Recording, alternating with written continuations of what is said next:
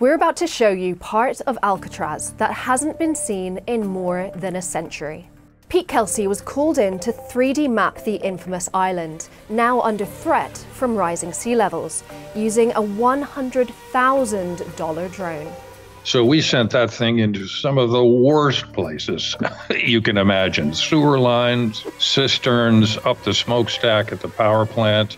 Pete and his team also used robots, and most importantly, LiDAR, cutting-edge laser mapping technology that allowed the team to essentially go back in time and capture data that may save Alcatraz's future.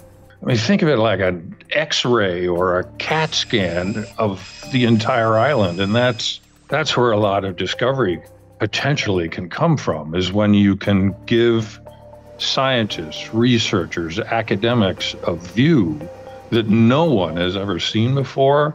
So what we're looking at is a modern building, only about 100 years old, which is right up against the original Civil War era gate to Alcatraz. And because they were constructed right up next to each other, this original sign over the gate was blocked, literally blocked. So by cutting a cross-section through this data, like we see here, we see a view that no one has seen in over 100 years. The team's discoveries have also lifted the veil on the prison's famous 1962 escape.